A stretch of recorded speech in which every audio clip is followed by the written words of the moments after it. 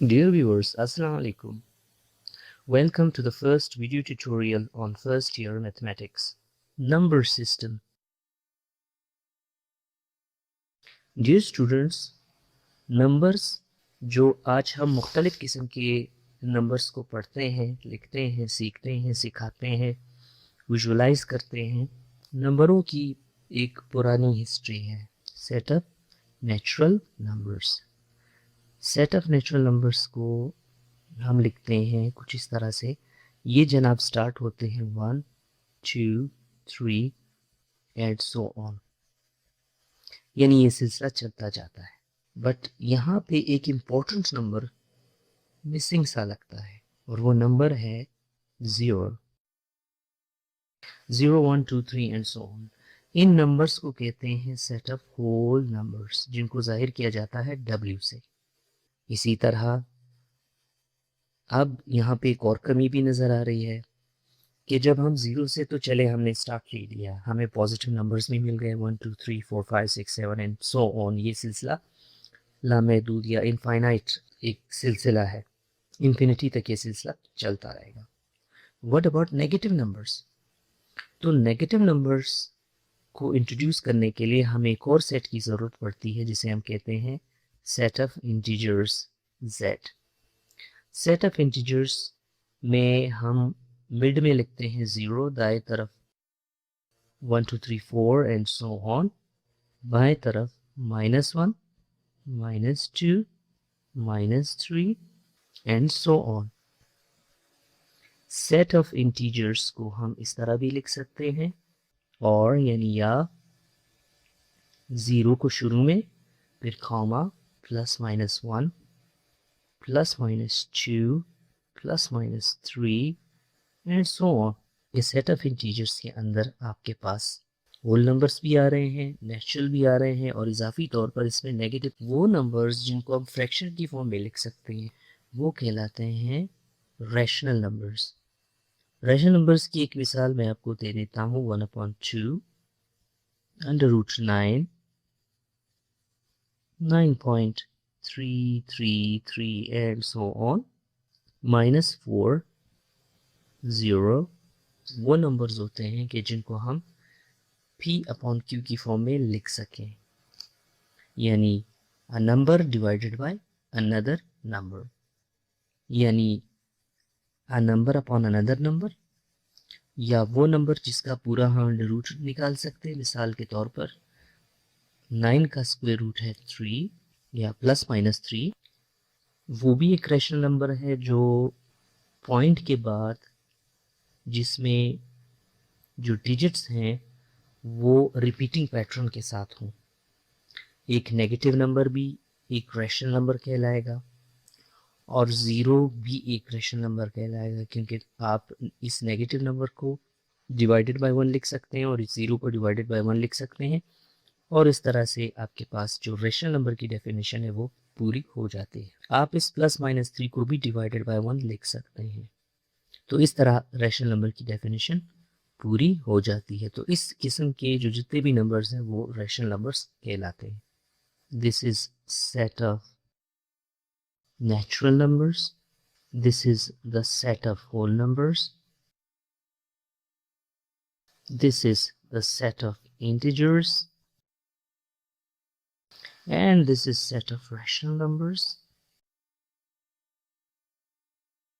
Now remember कि irrational numbers की भी एक बहुत बड़ी दुनिया है. अब ज़रा उसको डिस्कस करते हैं कि what kind of numbers are irrational numbers.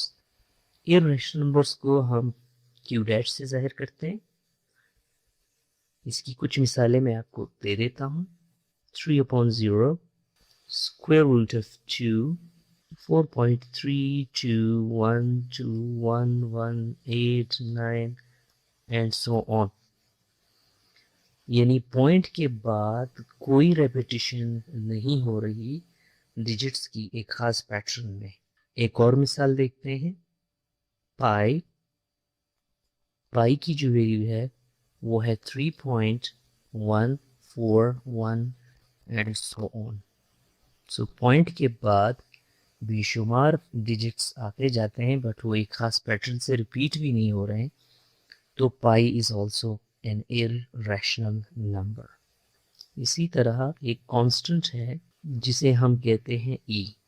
इस कांस्टेंट की वैल्यू है 2.718 एंड सो ऑन। ये सिलसिला चलता जाता है इन्फिनिट वे में, लामहदूद तक। और चूंकि इसका कोई एंड नहीं है, और दूसरा ये कि ये एक ख़ास पैटर्न से इनमें पॉइंट के बाद या इशारे के बाद डिजिट्स रिपीट नहीं हो रहे, तो this is also an irrational number.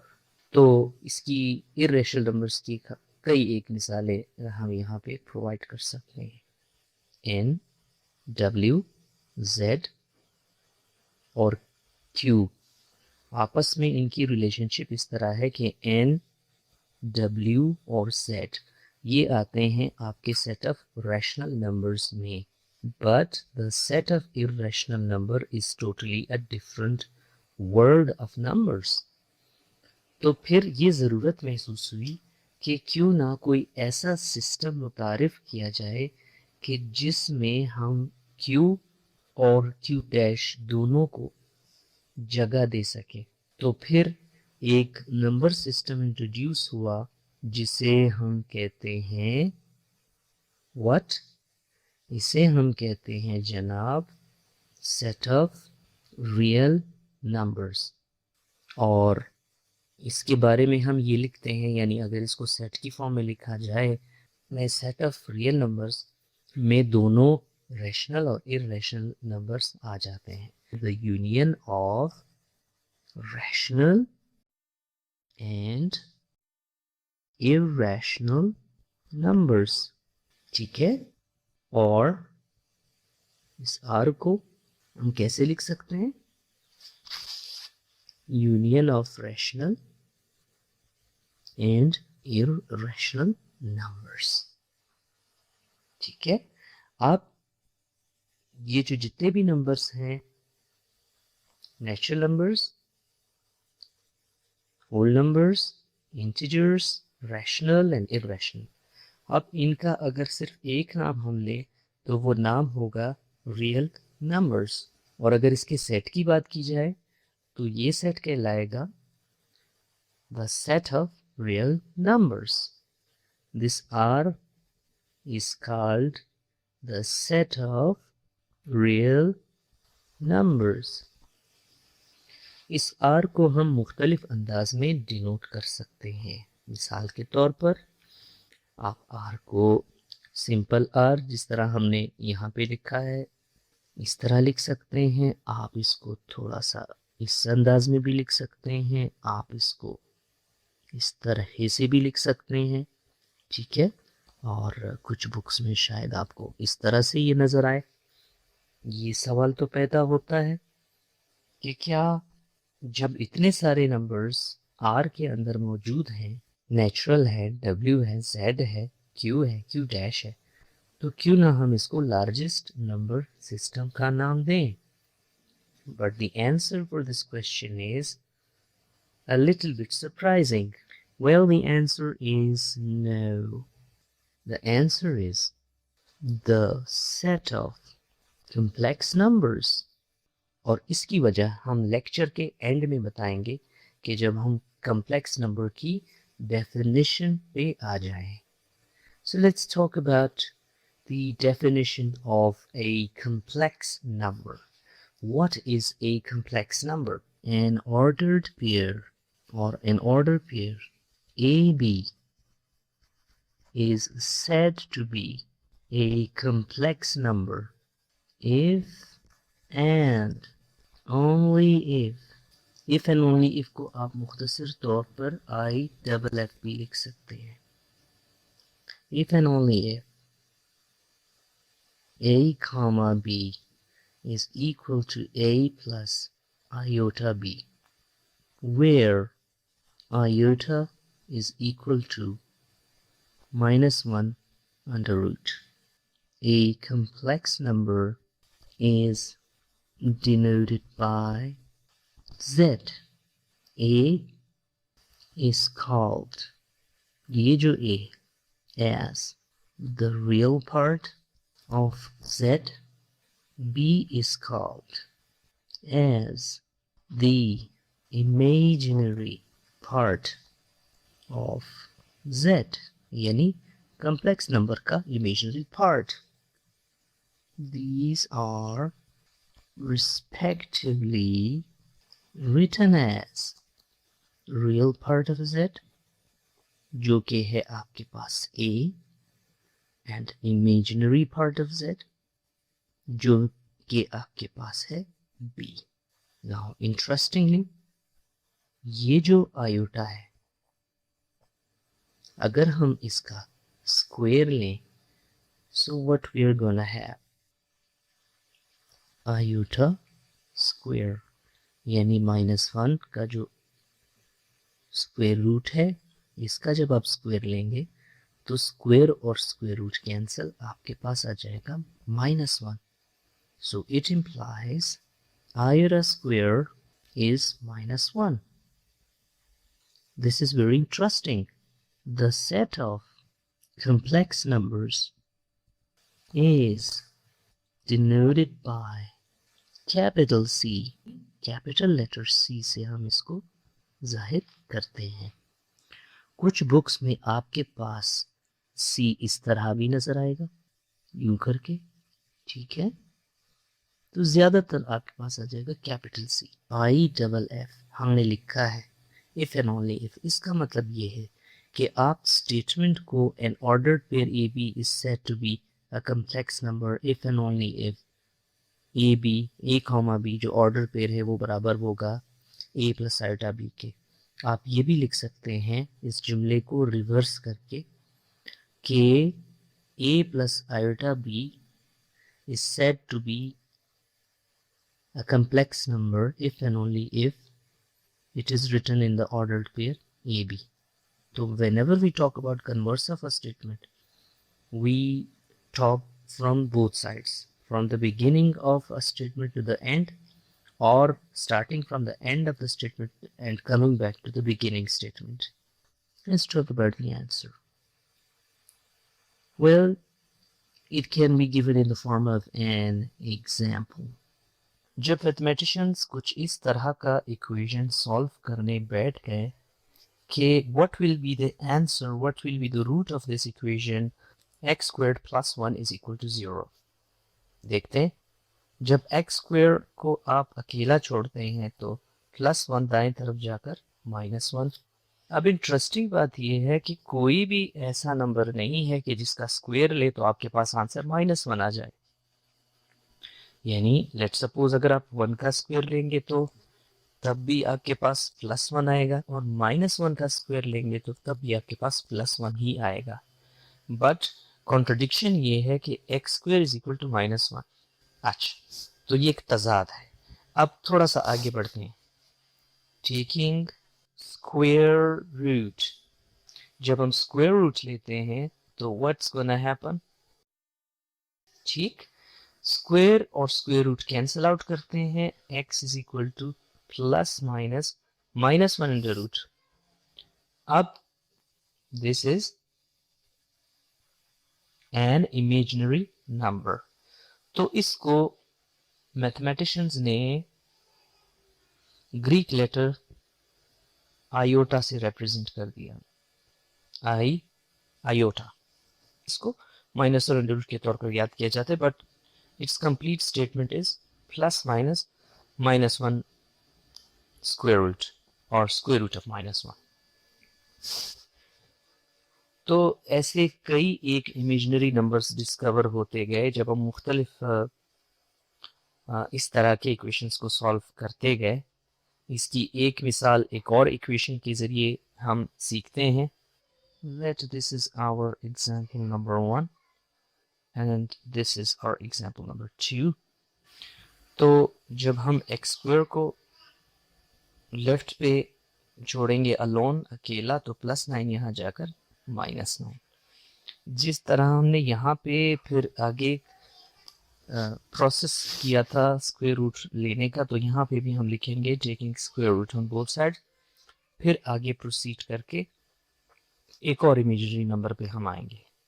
Now let's talk about some examples of imaginary numbers. Square root के अंदर जितने भी नेगेटिव नंबर्स होंगे वो सारे कहलाएंगे इमेजिनरी नंबर्स. ठीक है? Taking square root on both sides. What we're gonna get? X squared is equal to -9. Square root cancel. X is equal to plus minus -1 into 9. Remember ये जो डॉट है ये मल्टीप्लाई को शो कर रहा है.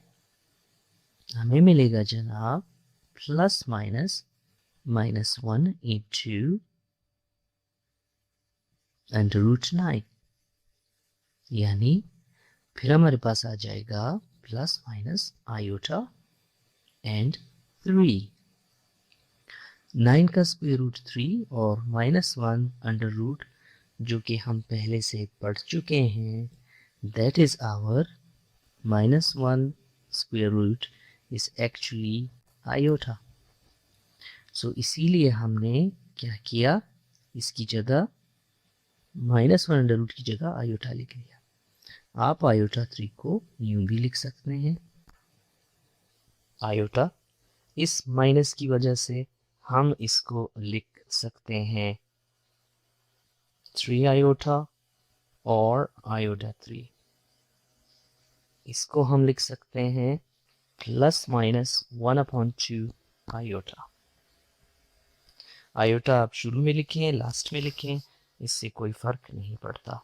आयोटा 11 और 11 iota. So these are actually the imaginary numbers. कौन से numbers? Imaginary numbers. इनफिरादी तौर पर a और b क्या है? a, b are any real numbers.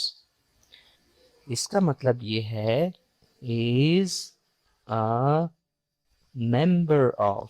ये जो पोर्शन है ये पूरे का पूरा आयोटा b, इसको हम क्या कहेंगे? Iota b is an imaginary number. Iota c, iota d, iota f. कुछ देर पहले हमने इसी ट्यूटोरियल में एक क्वेश्चन रेज किया था कि which number system is the largest number system. तो आंसर हमारे पास आया था the set of complex numbers. अब the question is how और why. तो इसका आंसर अब हम देने लगे हैं. Okay, get ready. आप अपने तौर से अगर कोई रियल नंबर मुझे बताएं, लेट्स सपोज 1/2, क्या मैं इसके साथ +0 आयोटा लिख सकता हूं? और 1/2 plus iota 0? The answer is yes. एक और एग्जांपल, अगर मेरे पास कोई रियल नंबर -3 है, कोई सा भी, आप -3 के अलावा कोई और नंबर भी सिलेक्ट कर सकते हैं, तो आप इसको लिख सकते हैं -3 + 0 आयोटा 3. अगर हमारे पास कोई रियल नंबर में स्क्वायर रूट के अंदर कोई स्टेटमेंट हो, let's suppose √5, it can be written as √5 plus या -0 आयोटा. अब इस मर्तबा आप माइनस में लिख देते हैं. आप बेशुमार ऐसे रियल नंबर्स कंसिडर कर सकते हैं. 3/4 square root can be written as 3/4 square root plus 0 iota. चूंकि since we have written a real number in the form of a complex number, therefore the set of complex number is the largest number system at present. फिलहाल जिरोलामो Cardano ने real part और imaginary part को combine करके complex number का तस्वुर दिया, जिसकी definition हमने कुछ देर पहले सीख ली है. कम्प्लेक्स नंबर के तस्वुर के बाद कई एप्लीकेशंस पर इंजीनियर्स और अप्लाइड साइंटिस्ट्स ने काम किया। विंग की designing, proving tough mathematical theorems, quantum mechanics, signal processing, electrical circuits, and many other applications.